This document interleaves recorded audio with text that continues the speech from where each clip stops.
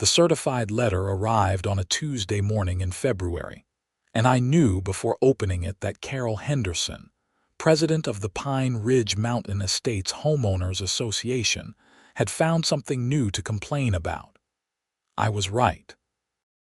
The letter informed me that I was being fined $200 per day, retroactive to January 15th, for an ice dam on my cabin's north-facing roof. The fine had already accumulated to $3,400, they claimed, and would continue growing until I remediate the issue. I sat in my truck outside the small post office in Estes Park, Colorado, reading the letter twice to make sure I understood correctly. Carol Henderson had actually fined me for an ice dam. An ice dam. The same Carol Henderson, whose entire neighborhood of cookie-cutter McMansions I had just spent 3 weeks inspecting for the county building department. The same neighborhood where I had found violations so egregious that I was preparing to recommend mass remediation orders and, in some cases, potential evacuation notices until repairs could be completed. My name is Tyler Emerson, and I have worked as a senior building inspector for Larimer County for the past 11 years. I know every line of the International Building Code, every state amendment, and every local ordinance better than I know my own phone number. I also know that HOAs in Colorado have limited authority, and fining someone for a naturally occurring weather phenomenon that poses no safety risk and violates no covenant falls well outside that authority. But Carol Henderson did not care about authority or legality. She cared about control. I started my truck and drove the winding mountain road back toward my cabin, which sat on 2 acres at the edge of the Pine Ridge development. I had purchased the property 5 years ago, before the HOA had been established, which meant I was grandfathered in under different rules. My cabin was rustic, built properly with permits and inspections, designed to handle Colorado mountain weather.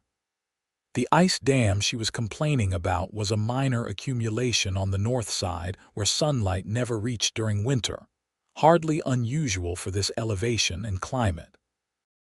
The McMansions in Carol's neighborhood, however, were a different story entirely. 3 weeks earlier, I had received an assignment from my supervisor, Margaret Chen, to conduct comprehensive inspections of all 37 homes in the Pine Ridge Mountain Estates main development. A homeowner named Patricia Morrison had called the county after noticing cracks in her foundation and walls, worried about structural integrity. When one homeowner in a development reports serious structural concerns, we typically inspect the entire neighborhood, especially when all the homes were built by the same contractor during the same period. Pine Ridge Mountain Estates had been built 4 years ago by Summit Mountain Builders, a company that had since dissolved under mysterious circumstances. The homes were large, expensive, and marketed to wealthy Denver transplants looking for mountain retreats.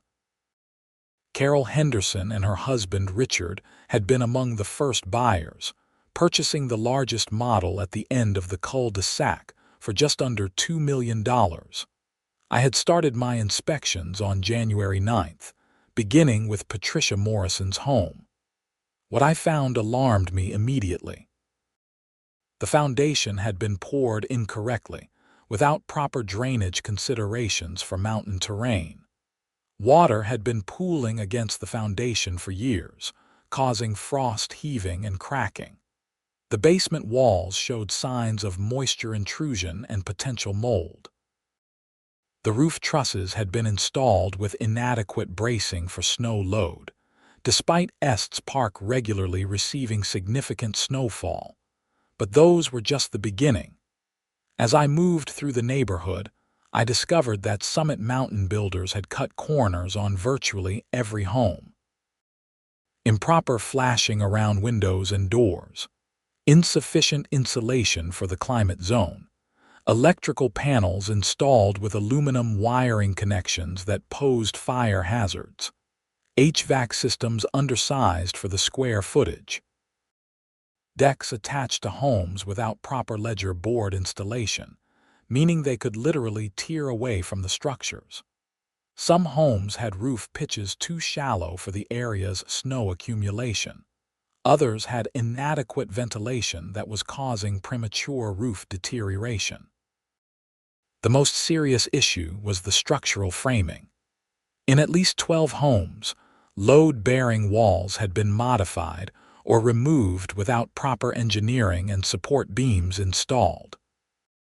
In 8 homes, the roof trusses had been cut to accommodate attic storage or ceiling fixtures, compromising their structural integrity. Every single home in the development was at risk of catastrophic failure under heavy snow load, which could arrive with any winter storm. By January 23rd, I had completed inspections of all 37 homes.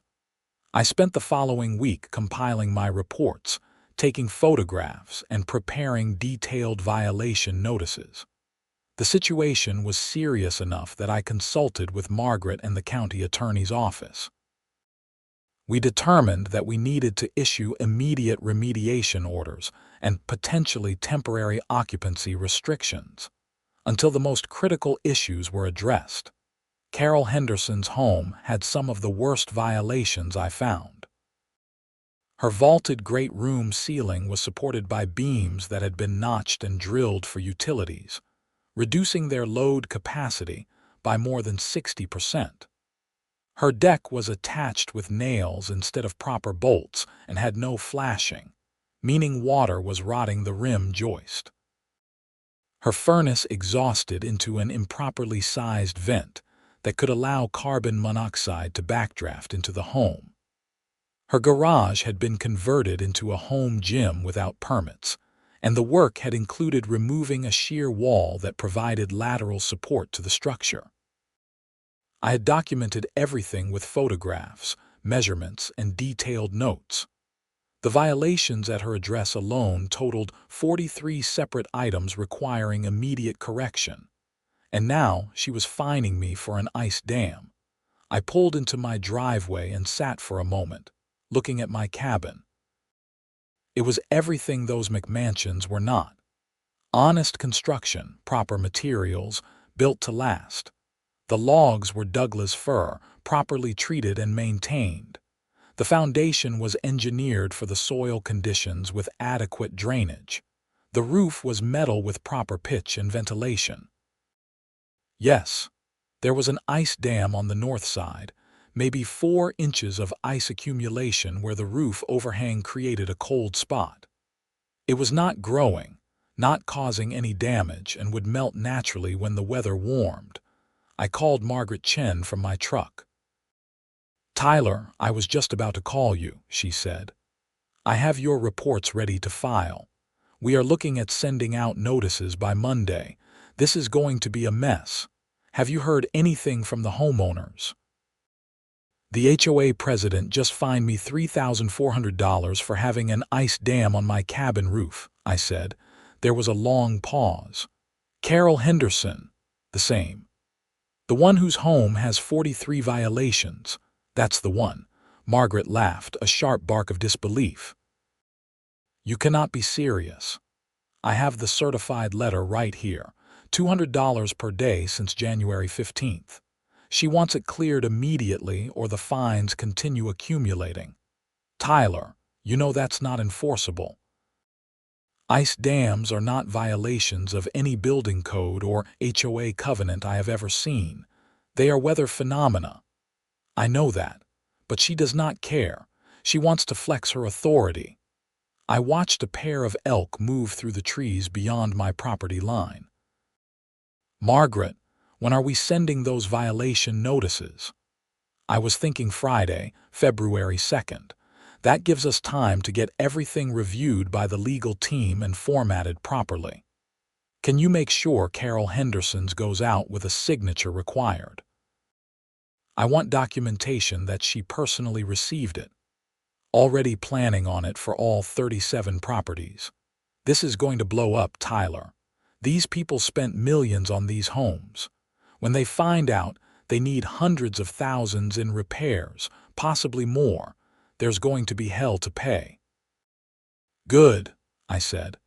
Maybe they should have paid for proper inspections before buying, and maybe the county should have been more diligent about monitoring Summit Mountain Builders while they were operating.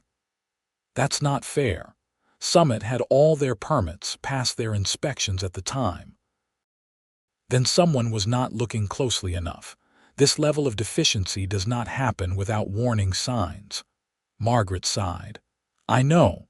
The county attorney is already worried about liability, but that is above our pay grade. Just make sure your reports are bulletproof. They are. I have photographs, measurements, code citations, everything documented 6 ways from Sunday. These reports will hold up to any scrutiny. After we hung up, I went inside and made coffee. My cabin was warm and comfortable, heated by a combination of radiant floor heating and a wood stove. I had installed the radiant system myself, pulled permits, had it inspected properly. Everything in my home was done right because I knew what right looked like. I had seen too many disasters in my career, too many homes built by people who either did not know what they were doing or did not care. The Pine Ridge development fell into the second category. Summit Mountain Builders had known exactly what they were doing. They were cutting costs to maximize profit, gambling that problems would not emerge until after their warranty period expired and they could disappear.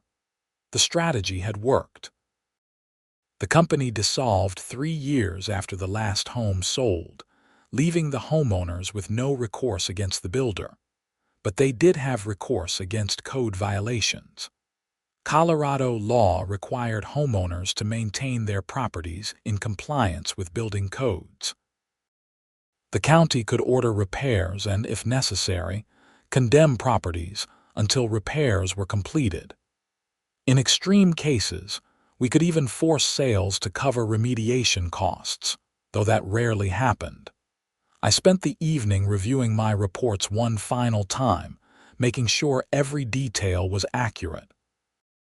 The next morning, I received another letter from Carol Henderson. This one informed me that I was also being fined for failure to maintain aesthetically appropriate landscaping in the amount of $100 per day. My property, she claimed, had excessive natural vegetation that was not in keeping with the neighborhood standards. My property was forested mountain land with native grasses and wildflowers. It looked exactly as mountain property should look. The HOA covenants made no mention of landscaping requirements for pre-existing properties like mine. Carol was making things up, inventing violations to harass me. I decided it was time to respond. I drafted a careful letter to Carol Henderson, copying all HOA board members and the HOA's property management company. I explained that I was a county building inspector who had recently completed comprehensive inspections of all 37 homes in Pine Ridge Mountain Estates. I noted that violation notices would be issued shortly, requiring extensive remediation work on all properties. I stated that the fines she had levied against me for the ice dam and landscaping had no basis in the HOA covenants or any applicable law. I requested that she immediately withdraw the fines and cease any further harassment, or I would be forced to pursue legal action for abuse of HOA authority. I did not mention the specific violations I had found at her address. That would come soon enough. I sent the letter via certified mail and email on Thursday, February 1st. The violation notices from the county went out the next day. Friday afternoon, my phone started ringing. The first call was from Patricia Morrison, the homeowner who had initially contacted the county. She sounded relieved. Mr. Emerson, I just received your violation notice. I know it looks bad, but honestly, I am glad to have documentation of these problems. My husband and I have been arguing with the HOA for months about getting an independent structural engineer out here. Carol Henderson kept saying it was unnecessary and expensive. Now we have proof that something is seriously wrong. The notice lists the required repairs and timeline, I said. You will need to hire licensed contractors and engineers for most of this work. Make sure you pull proper permits through the county for everything. I will. Thank you for being so thorough. Some of my neighbors are panicking, but I am just glad the truth is finally out there. The second call was from Richard Henderson, Carol's husband. His tone was very different. "What the hell is this?" he shouted into the phone. 43 violations. This is harassment. You are targeting us because of the HOA fines. Mr. Henderson, I conducted my inspections between January 9th and January 23rd. Your wife's first fine letter is dated January 25th and based on observations from January 15th. The timeline does not support your harassment claim. I inspected your home before any HOA actions were taken against me. This is garbage. We paid $2 million for this house. There is nothing wrong with it, sir. I have documented photographic evidence of every violation listed in your notice. You are welcome to hire an independent inspector to verify my findings. In fact, I encourage it. But the violations are real and need to be addressed. We are going to sue the county for this. That is your right. But the violations still need to be remediated within the time frame specified. Failure to comply will result in escalating enforcement actions, potentially including occupancy restrictions. He hung up on me. The weekend was quiet. I spent Saturday clearing some deadfall from my property and Sunday reviewing case files for other ongoing inspections. The ice dam on my roof remained exactly as it had been. A minor accumulation of ice that posed no threat to anyone or anything. Monday morning, I arrived at the county building department to find Margaret waiting for me with a concerned expression. "We have received 47 phone calls since Friday afternoon," she said. "Most from Pine Ridge homeowners. Some are reasonable, asking about the remediation process. Others are threatening lawsuits, claiming harassment, demanding to speak to supervisors. And we received a formal complaint from Carol Henderson claiming that you falsified your inspection reports to retaliate for HOA fines. Let me guess. She wants my reports thrown out and me disciplined. She wants you fired and criminally investigated for official misconduct." I sat down at my desk and opened my laptop. "Margaret, every photograph I took is time-stamped. Every measurement is documented. Every code citation is accurate. She can file all the complaints she wants. My work will stand up to any review. I know. The county attorney has already reviewed your reports and says they are impeccable, but this is going to be a political nightmare.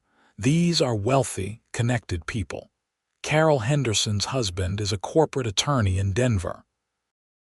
They know how to make noise. Then let them make noise. What matters is that those homes are dangerous and need repairs." Margaret nodded slowly. "You are right. I just wanted to make sure you are prepared for what's coming. This is not going to be pleasant." She was correct. Over the next 2 weeks, the situation escalated rapidly. The Pine Ridge homeowners hired a lawyer who sent threatening letters to the county, demanding that the violation notices be withdrawn. The county attorney responded that the violations were documented and valid, and that the remediation orders stood. Several homeowners hired independent inspectors who confirmed my findings. Patricia Morrison's structural engineer found even more problems than I had documented, including foundation settlement that was causing the entire structure to shift. The engineer recommended immediate shoring in several areas to prevent potential collapse. The Pine Ridge homeowners scheduled an emergency HOA meeting for February 15th. I was not invited, but Patricia Morrison called me afterward to tell me what happened. "It was chaos," she said. "Carol tried to run the meeting like usual, but people were furious. The Johnsons calculated that their required repairs will cost at least $300,000. The Patels are looking at similar numbers. Everyone is trying to figure out how to pay for this work." Someone suggested a class action lawsuit against Summit Mountain Builders, but the company does not exist anymore. Then someone suggested suing the county for allowing the construction to happen in the first place. "The county is not liable for builder fraud," I said. "Summit passed their inspections at the time because they were good at hiding their shortcuts. Final inspections do not include destructive testing or opening up walls. We check what's visible and verify that work matches plans. We cannot catch everything, especially when builders are deliberately deceptive." I tried to explain that, but people are desperate, and then Carol had the nerve to bring up your ice dam. She actually showed photographs of your cabin and claimed that you were violating HOA covenants while citing everyone else for violations. She tried to make it seem like you are a hypocrite. What did people say? Most people just stared at her. A few pointed out that an ice dam is not remotely comparable to structural deficiencies that could cause buildings to collapse. Someone asked if she had lost her mind. The meeting fell apart after that. I think the HOA might actually dissolve over this.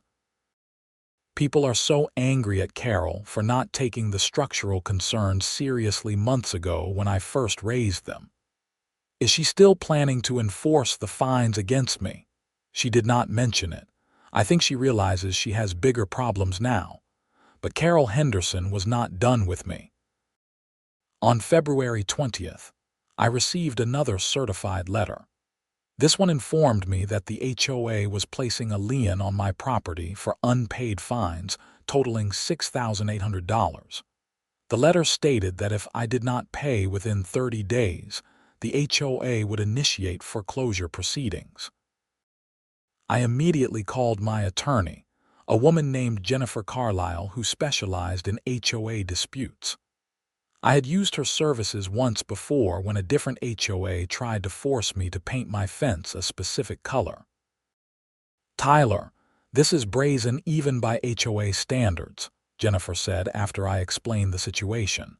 "She knows these fines are not legitimate. She is doing this purely out of spite because you documented violations at her property. Can she actually foreclose? She can try, but she will lose. HOAs have the authority to fine for legitimate covenant violations and to place liens for unpaid assessments or valid fines. But these fines are not valid. The ice dam is not a covenant violation. Your landscaping is pre-existing and grandfathered. She is abusing her authority, and I will have no problem getting a judge to see that. I want to countersue. I want her personally liable, not just the HOA. That's trickier. Normally, HOA board members have some immunity when acting in their official capacity. But when they exceed their authority or act in bad faith, that immunity can be pierced. Given that she is clearly retaliating against you for doing your job as a county inspector, I think we have a strong case. We can sue for abuse of process, harassment, and intentional infliction of emotional distress. We can also ask for attorney fees and an injunction preventing further HOA action against you. Do it. File everything you need to file. I am done being nice about this. Jennifer filed our lawsuit on February 25th in Larimer County District Court. We sued both the Pine Ridge Mountain Estates, HOA, and Carol Henderson personally. The complaint laid out the timeline clearly. My inspection of the neighborhood in January, the issuance of violation notices in February, and Carol's subsequent retaliatory fines and lien against my property. We attached copies of the violation notice for Carol's home, showing the extensive problems I had documented. We argued that she was abusing her position as HOA president to punish me for doing my job. The lawsuit attracted immediate media attention. A reporter from the Denver Post called me for comment. I kept my statement simple. I conducted thorough, professional inspections of homes in Pine Ridge Mountain Estates and documented serious code violations that pose safety risks. The HOA president's subsequent actions against my property appear to be retaliation for those inspections. The story ran on March 2nd with the headline, HOA president sued after fining county inspector who found violations at her home. The article detailed the situation, including the extensive violations found throughout the neighborhood. Several Pine Ridge homeowners spoke on record about the estimated repair costs and their frustration with the HOA's handling of the situation. Carol Henderson declined to comment. Her attorney, a man named Brian Foster, issued a statement saying that the HOA had acted appropriately to enforce its covenants and that the lawsuit was without merit. But the publicity had an effect.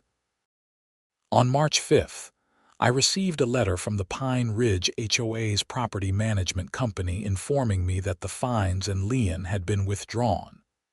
The letter did not apologize or explain the withdrawal, just stated that, upon further review, the HOA had determined that the fines were not applicable. Jennifer called me as soon as she heard.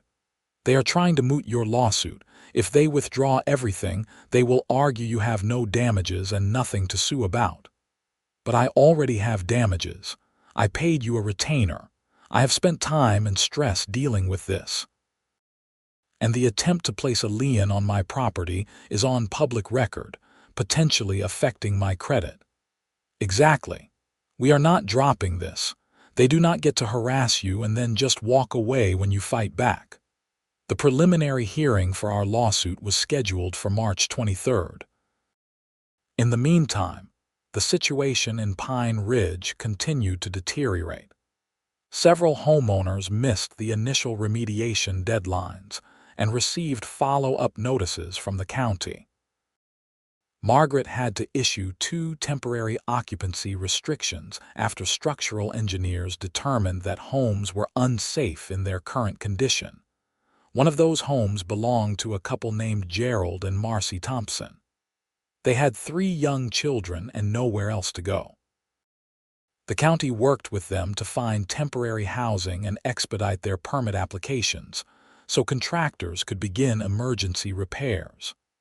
The story made local news, and suddenly, Pine Ridge Mountain Estates became known as the neighborhood with dangerous homes. Property values collapsed overnight. People who had paid nearly $2 million for their homes now could not sell them for half that, not with the cloud of required repairs and code violations hanging over every property. The few residents who tried to list their homes pulled them from the market after weeks without offers. Carol Henderson's husband, Richard, tried to sue the county for damages, claiming that my inspections had destroyed their property value. The county attorney moved to dismiss the lawsuit, arguing that conducting legitimate inspections and documenting real violations could not be the basis for a damages claim. The judge agreed and dismissed the case in early March, awarding the county its legal fees. As the preliminary hearing approached, Brian Foster reached out to Jennifer about settling our case. He offered to have the HOA pay my attorney fees if I would agree to dismiss the lawsuit. Not enough, I told Jennifer. I want a public apology from Carol Henderson admitting that the fines were improper. I want her removed as HOA president, and I want her personally to pay my attorney fees, not the HOA. The other homeowners should not have to pay for her vindictive behavior. Jennifer presented my terms. Brian Foster said his clients would not agree. We went to the preliminary hearing. Judge William Kowalski presided. He was a no-nonsense jurist with 20 years on the bench and a reputation for cutting through legal noise to get to the truth. He reviewed our complaint and the HOA's motion to dismiss, then asked some pointed questions. Mr. Foster, your client withdrew the fines and lien against Mr. Emerson. Why should I not view that withdrawal as an admission that the fines were improper in the first place? Your Honor, the HOA board reviewed the matter and decided in the interest of community harmony to withdraw the fines. That does not mean they were improper, just that the board chose not to pursue them. Mr. Emerson is a county building inspector. He inspected homes in Pine Ridge and found extensive violations. Your client, Miss Henderson, owns one of those homes. Shortly after Mr. Emerson issued a violation notice to Miss Henderson, she fined him for an ice dam and placed a lien on his property. Do you really expect me to believe that timeline is coincidental? The HOA has the right to enforce its covenants, Your Honor. Does the HOA covenant prohibit ice dams?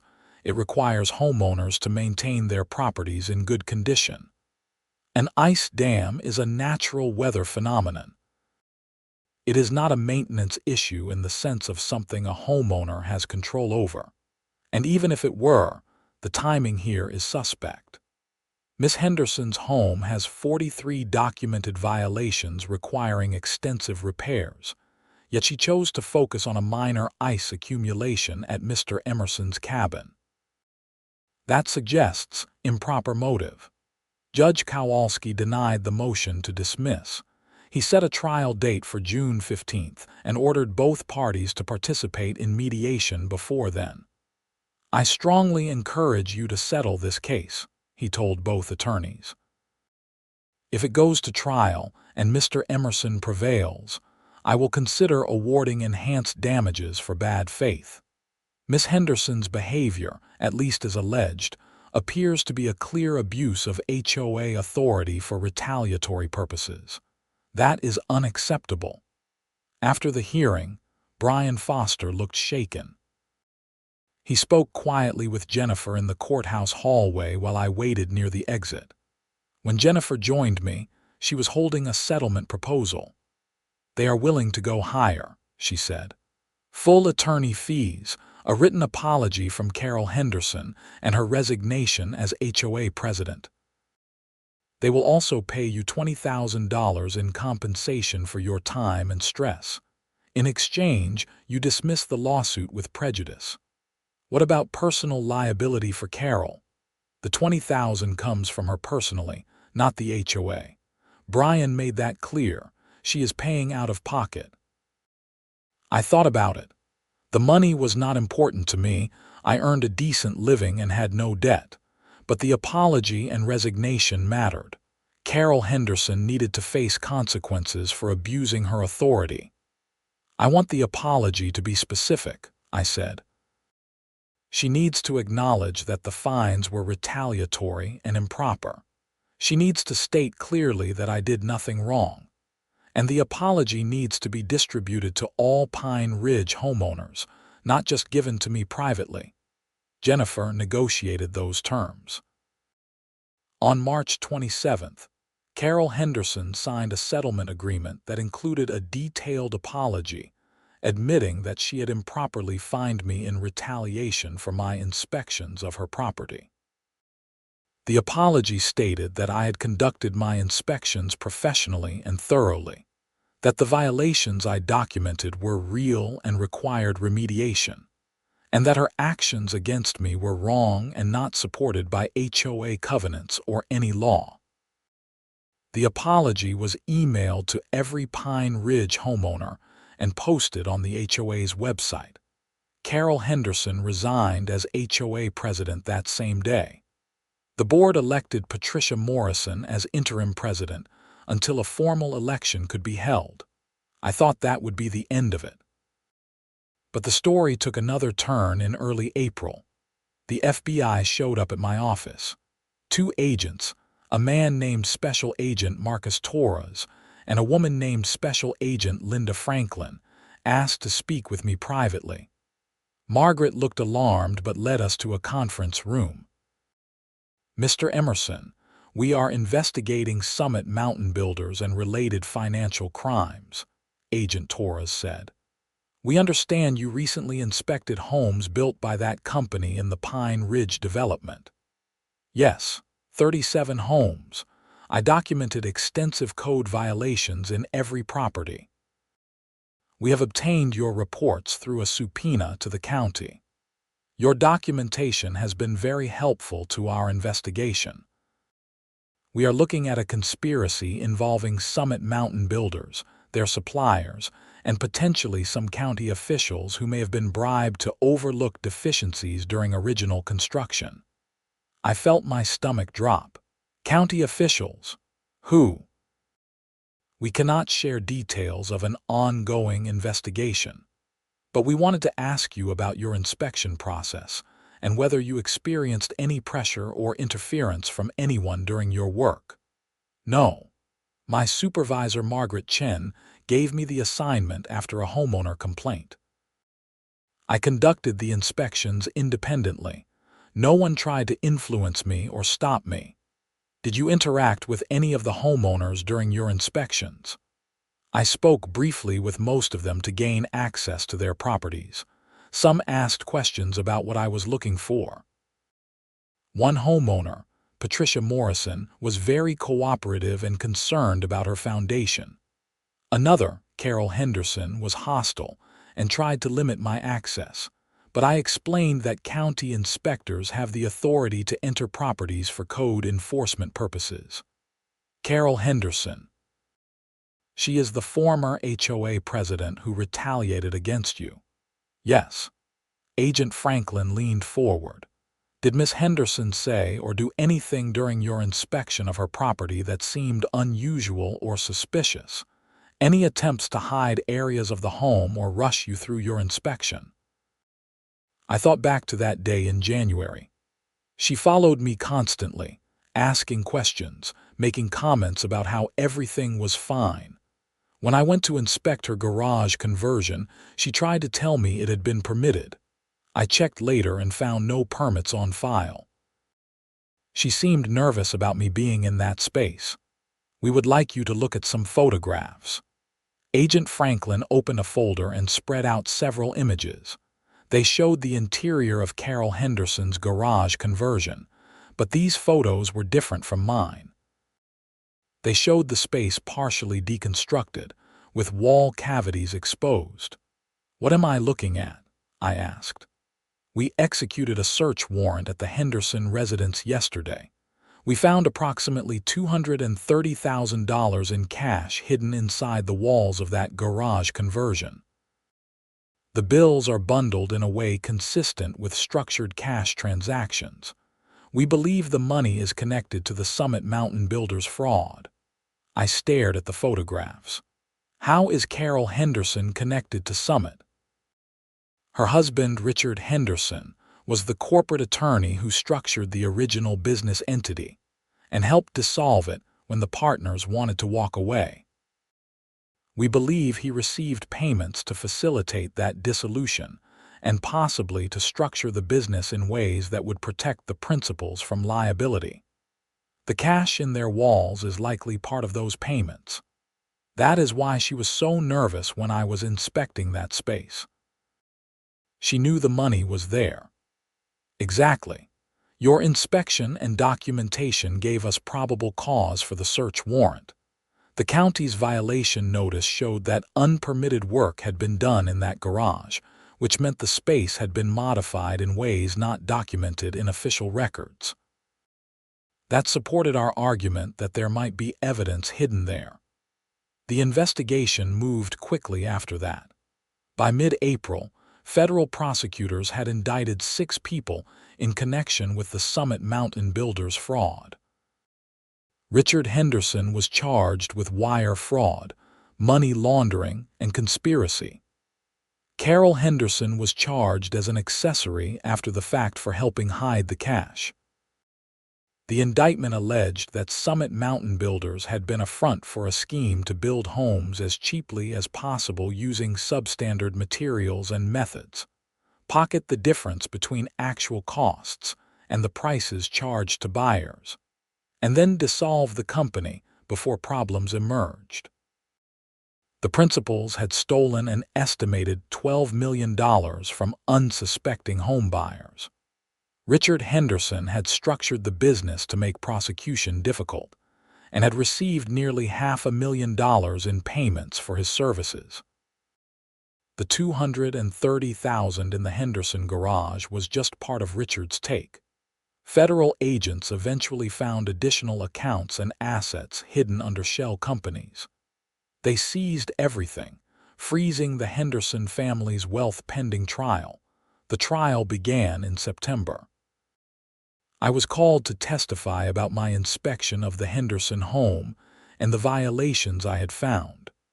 I explained my process, showed my photographs, and walked the jury through each code violation.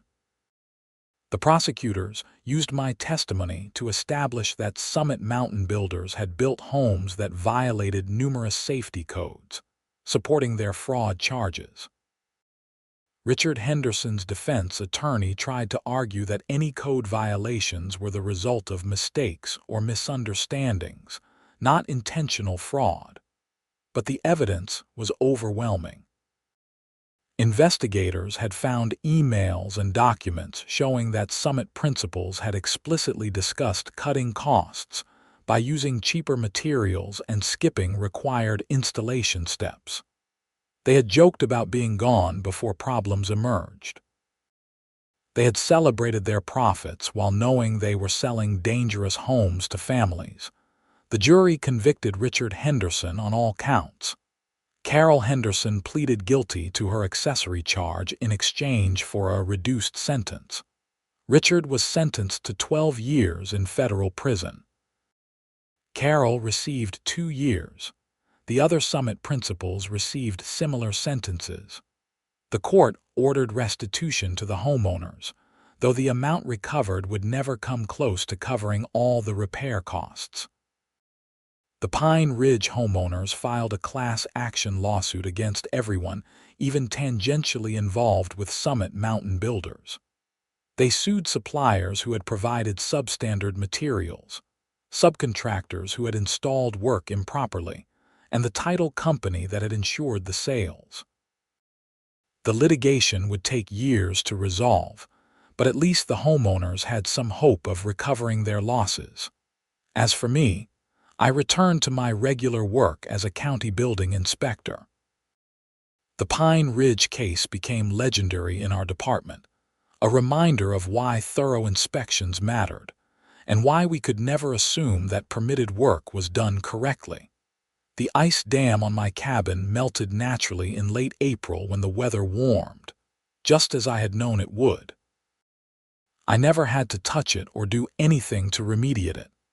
Nature took its course, the way it always does with ice dams in mountain climates. Patricia Morrison led the effort to rebuild the Pine Ridge HOA with proper oversight and accountability. The new bylaws included provisions preventing board members from taking actions against individual homeowners without full board votes, and required transparency in all HOA decisions. The changes came too late to help the homeowners avoid the massive repair costs, but at least the HOA would not be weaponized again. I saw Patricia occasionally around Estes Park. She and her husband had completed their repairs at a cost of about $400,000. They decided to stay in their home despite everything, viewing it as an investment in their future once the repairs were complete. Many other Pine Ridge residents sold their homes at significant losses and left the area, unable or unwilling to invest more money into properties that had caused them so much stress. In November, almost a year after I had received that first fine letter from Carol Henderson, I attended a community meeting in Estes Park about HOA regulations. The town was considering new ordinances that would limit HOA authority and provide more oversight of HOA boards. Patricia Morrison spoke passionately about the need for such regulations, sharing her experience with Carol's abuse of authority. When it was my turn to speak, I kept my comments brief. HOAs serve an important function in maintaining property values and community standards. But they need checks and balances like any other governing body. Board members need training on their legal authority and limitations. Homeowners need accessible remedies when boards exceed their authority. And counties need to provide oversight to prevent the kind of abuse we saw in Pine Ridge. The town council passed the new regulations in December. They required HOA board members to complete training on Colorado HOA law before taking office. They established a town ombudsman position to hear complaints about HOA actions. They set up a rapid process for homeowners to challenge improper fines or liens. And they required HOAs to carry insurance that would cover legal fees if they lost lawsuits over board misconduct. I wished those regulations had existed when Carol Henderson first decided to fine me for an ice dam. But at least future homeowners would have some protection on a cold day in January, exactly 1 year after I had started my Pine Ridge inspections. I stood on my cabin deck and looked out at the mountain landscape. Snow covered everything in a white blanket, peaceful and pristine. The elk were moving through the valley below, their breath visible in the frigid air. My cabin was warm and solid, built right, built to last. There was no ice dam on my roof. The winter had been milder this year, with less snow accumulation and more sunny days. But even if there had been an ice dam, it would not have mattered. No one could fine me for weather. No one could punish me for doing my job properly. The Henderson family was in prison, the Pine Ridge development was slowly recovering, and the legal system had worked the way it was supposed to work. I thought about all the homes I had inspected over my 11 years with the county. Thousands of properties, countless violations documented and corrected. Most of my work was routine, checking permit applications, verifying that contractors followed plans, ensuring that buildings were safe and code compliant. But occasionally, a case like Pine Ridge came along that reminded me why the work mattered. People trust that their homes are built correctly. They trust that builders will follow codes and that inspectors will catch problems.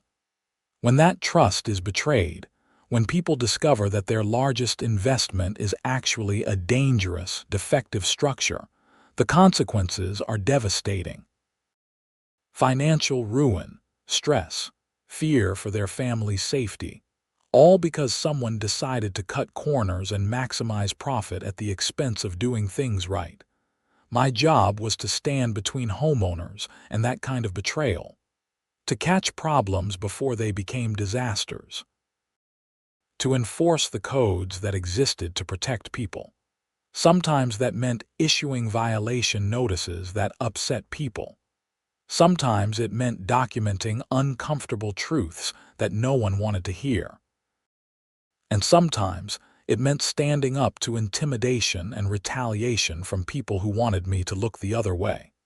Carol Henderson had tried to punish me for doing exactly what I was supposed to do.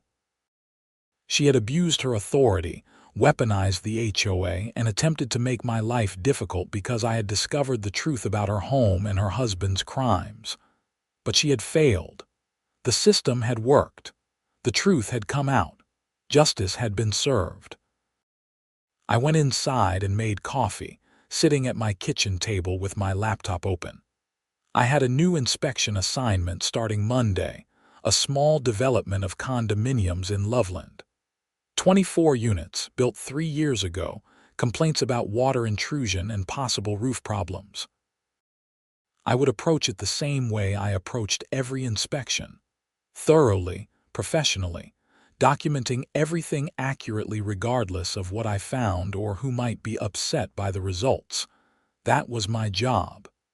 That was what I had sworn to do when I became a building inspector. And that was what I would continue doing.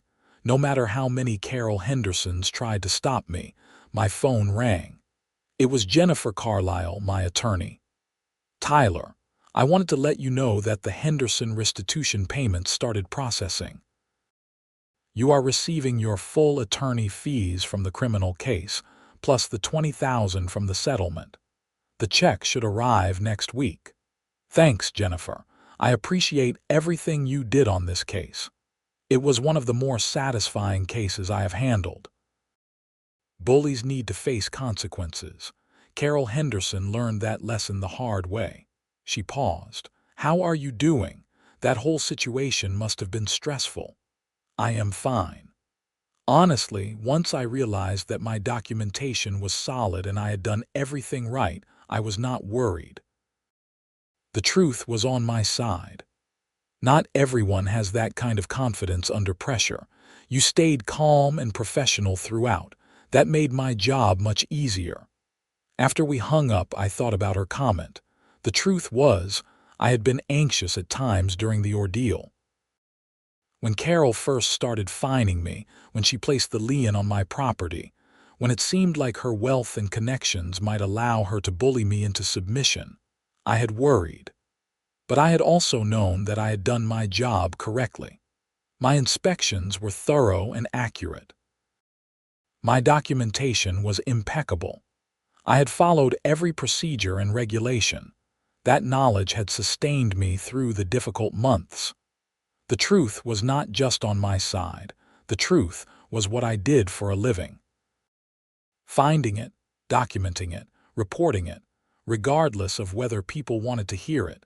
Spring came early that year. By March, the snow had mostly melted except in the highest elevations. I drove past the Pine Ridge development occasionally on my way to other inspections. I could see construction activity at several homes as repairs progressed. Some properties had new roofs. Others had foundation work happening with excavators and concrete trucks visible in driveways. The neighborhood was slowly healing, though the scars would remain for years. I never received another communication from Carol Henderson. She was serving her sentence at a federal facility in Colorado, scheduled for release in about 18 months with good behavior. Richard would be in prison for another decade at least. Their home had been sold to pay restitution and legal fees, purchased at auction by an investor who planned to complete all the required repairs and flip it. The investor called me in April to ask if I would be willing to do a pre-purchase inspection before he finalized the deal. I declined, explaining that it would be a conflict of interest given my history with the property and my role in the county inspection that had documented the violations. He thanked me and hired someone else. I later heard he discovered even more problems than I had originally documented once he opened up walls and ceilings for the renovation. The project ended up costing him almost $600,000. In May, the town of Estes Park held a ceremony honoring public servants who had gone above and beyond in their duties over the past year. I was surprised to receive a notification that I was being recognized for my work on the Pine Ridge investigation. I almost did not attend, uncomfortable with public recognition for what I considered just doing my job properly. But Margaret convinced me to go. The mayor presented me with a plaque and gave a short speech about the importance of thorough, honest building inspections and the courage it took to stand up to intimidation. "Tyler Emerson represents the best of public service," she said. When faced with retaliation for doing his job correctly, he did not back down or compromise. He continued to pursue the truth and trust that the system would work. Thanks in part to his diligent work, a major fraud was uncovered, criminals were brought to justice, and homeowners were protected from further harm. We are proud to have him serving our community. The applause was generous. Several Pine Ridge homeowners were in attendance, including Patricia Morrison. She gave me a hug afterward. "You saved us," she said. "If you had not done those inspections, if you had not documented everything so carefully, we might never have known how bad things were." Yes, the repairs are expensive and stressful, but at least our homes will be safe when the work is done. And the people who defrauded us are facing consequences. That matters more than you know. "I just did my job," I said. "You did it exceptionally well. Not everyone would have." A lot of inspectors would have seen the potential for conflict and backed off when Carol started threatening you. You did not. That took courage. I appreciated her words, though I still felt uncomfortable with the praise. In my view, backing off would have been the cowardly choice. Once I discovered the extent of the violations, I had no ethical option except to document and report them. The personal consequences were irrelevant compared to the safety issues at stake. That summer was quiet. I continued my regular inspection work, reviewed plans, conducted site visits, wrote reports. Normal routine, no drama. It was a relief after the intensity of the Pine Ridge case and everything that followed. In August, I attended a building inspectors conference in Denver. I was asked to present a session on thorough documentation practices, using the Pine Ridge case as an example. I agreed reluctantly, knowing that the case had become famous in building inspection circles, but not particularly wanting to relive it publicly. The session was well attended. Inspectors from across Colorado and several neighboring states came to hear about the case and learn from my experience. I walked them through my inspection process, explaining how I documented violations with photographs, measurements, and detailed notes. I emphasized the importance of accurate code citations and clear descriptions that would hold up to scrutiny. During the question and answer period, a young inspector from Grand Junction asked, "How did you handle the personal attacks? When the HOA started retaliating against you, were you ever tempted to just back off and let someone else deal with it?" "No," I said honestly. Once I saw the scope of the problems, I knew I could not walk away. Those homes were dangerous. Families were living in structures that could fail catastrophically. That took precedence over any personal inconvenience or harassment I might face. But it was not just inconvenience, another inspector said. "She tried to take your property. She filed false violations against you." That is serious stuff. It was. And I dealt with it through proper legal channels. I hired an attorney, filed a lawsuit, and let the system work. But I never considered compromising my professional standards to make the personal situation easier. That would have been wrong. The inspectors nodded thoughtfully. Several approached me after the session to share their own stories of conflicts with HOAs, builders, or homeowners who had not liked their findings. It was a common challenge in our profession. We were not there to make friends or tell people what they wanted to hear. We were there to ensure that buildings were safe and code compliant. By September, most of the Pine Ridge homes had completed their required repairs. The county closed out the violation notices one by one as licensed contractors finished the work and passed final inspections.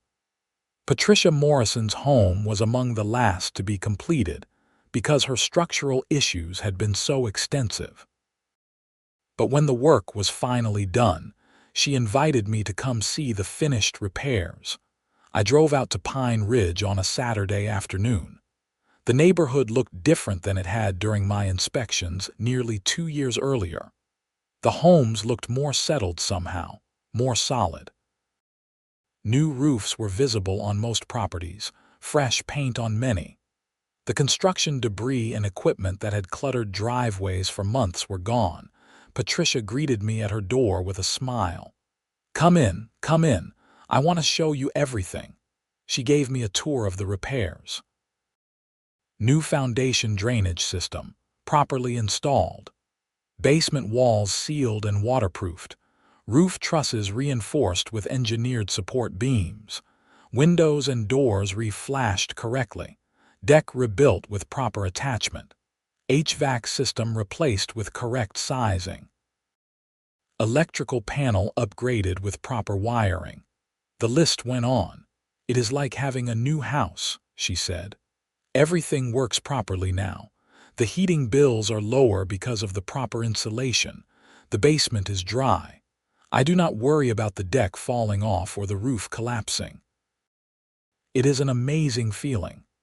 "This is what it should have been from the beginning," I said. "You should not have had to pay hundreds of thousands to fix problems that should not have existed." "I know, but that is Summit's fault, not yours. You just revealed the truth. I am grateful for that."